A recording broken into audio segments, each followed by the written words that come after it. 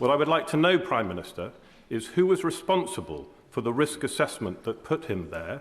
Was it the Home Office? Was it Spelthorne Borough Council?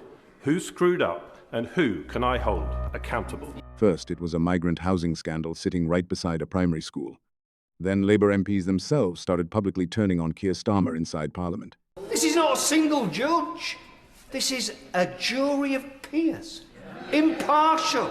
Made up more of Labour MPs than it is Tory MPs. The Prime Minister has nothing to fear. And wait until you hear why even members of his own side are now saying this should already be under investigation. If you think more people need to see what's happening inside Westminster right now, share this video first. Then hit like and help hype the channel. Now, let's go back to where this started. Lincoln John.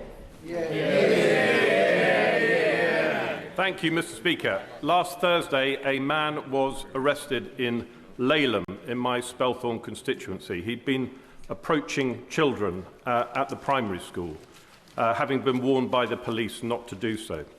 He was taken into police custody, and after further examination, he was detained under the Mental Health Act. Unbelievably, he was living in an unlicensed HMO supported by the Home Office, a stone's throw from the primary school. What I would like to know, Prime Minister, is who was responsible for the risk assessment that put him there. Was it the Home Office?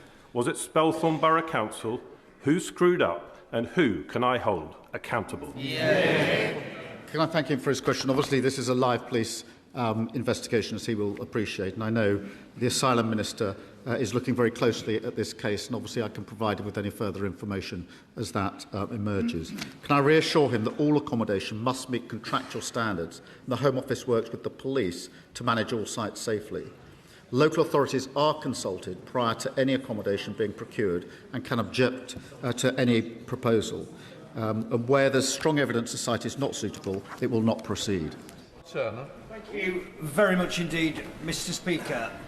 There was a very significant difference, in my view, between what the Prime Minister said in answer to the Right Honourable Lady, the Leader of the Opposition, last week in Prime Minister's questions, and what the evidence was of Ollie Robbins the previous day. I think I'm right in saying that the Prime Minister said there was no pressure whatsoever, intimating at very least that that was the evidence that Ollie Robbins had given to the committee. I watched every minute of it. That's definitely not, and I've looked back, I've checked Hansard, the evidence that was given by Ollie Robbins.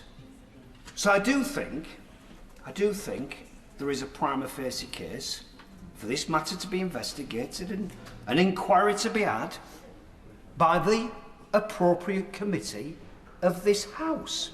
Because the truth of the matter is, and people, colleagues who came in at the last general election might be disappointed with me because I've got the audacity to stand up and say what I'm to believe is the truth. I'm sorry if they're not happy with me about that. But I'm here not to represent my interests, but to represent the interests of those that elect me to this chamber. And that's what I will always do, whether it's against the government policy, whether it's a Tory party in government, or whether it's my own government. I'll do what I think is in the interests of my electorate. And let me just warn colleagues by saying this. I promise you now, if we are seen to go through the lobby to defend this process, which is a reasonable process, Mr. Speaker, this isn't the shenanigans that the government has suggested in relation to jury trials. This is not a single judge. This is a jury of peers. Impartial. Made up more of Labour MPs than it is Tory MPs. The Prime Minister has nothing to fear. He ought to do the right thing. He should, as my honourable friend suggested, he should have referred himself. And that would have saved us all this messing around, debating the point, trying to justify why it's a bad idea. There's two committees running alongside. Utter nonsense. Get on with it, be dealt with, and let's move on. You're not supposed to see moments like this framed honestly in the mainstream press. So here's the question. If you were in Starmer's position, would you push for the investigation immediately or try to shut it down politically? Drop your answer below. Best comment gets pinned. And if you enjoyed this breakdown, like the video and subscribe.